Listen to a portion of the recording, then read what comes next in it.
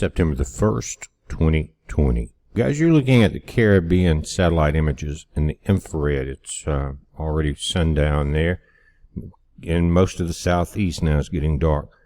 And what you're seeing just south of Cuba, peeling off of Jamaica, and is what's going to be a Cat 1 hurricane very soon. It's projected to go into the Yucatan Peninsula and possibly pass into the Pacific Ocean.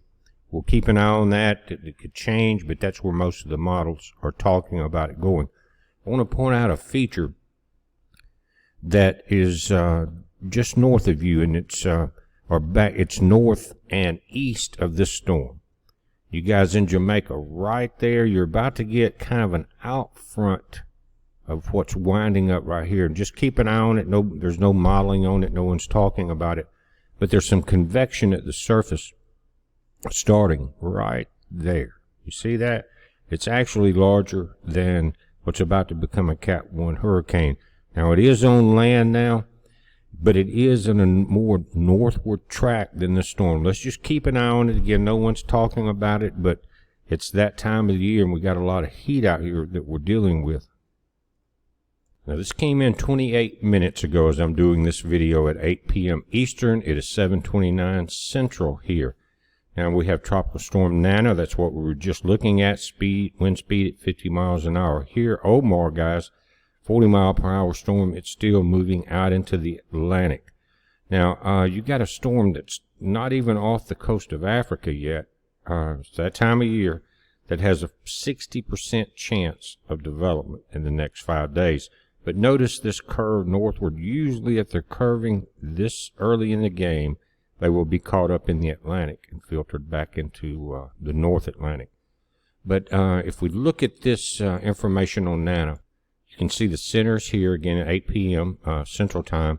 Remains a tropical storm until 2 a.m. Thursday, just before it comes ashore, somewhere in the Belize area, in the Yucatan, somewhere right through there, maybe go through Guatemala, and then it downsizes from a tropical storm to a tropical depression. The only model that shows it re-entering actually the Bay of Campeche here is the Navy model, but then it has it curved back.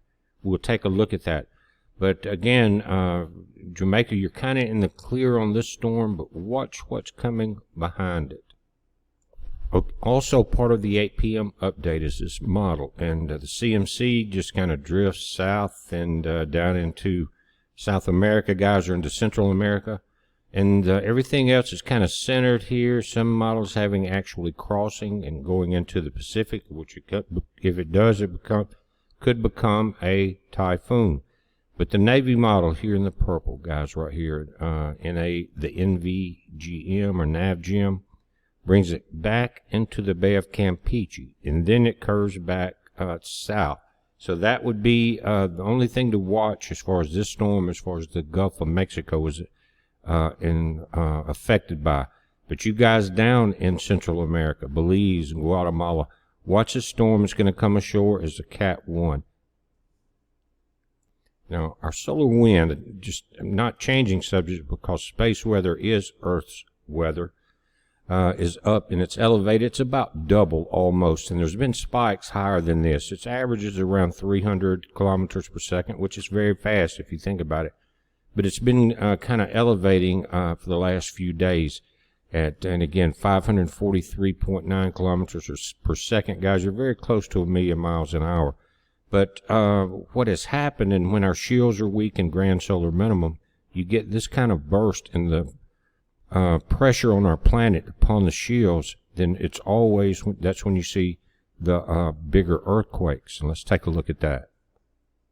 That energy is transfers, and we're looking off the coast of Chile, guys, and it's been a pretty rough day for those guys down here. Here, you've got a, this earthquake is listed as 6.3. If you pull this up, you've got quite a few large quakes with large aftershocks of 6.8.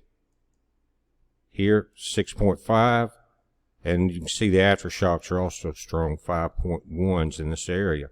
So that always, anytime, especially during grand solar minimum, you see that solar wind accelerate and bombard our shields. It compresses the shields, it compresses the plates of our planet. and that's what we're seeing now. These are offshore. There's not been a tsunami warning, but space weather does affect this planet. We're watching it, guys. You watch it. We'll have updates on the system in the Caribbean and full Atlantic updates upcoming as we need it. It's a heads up. Be safe.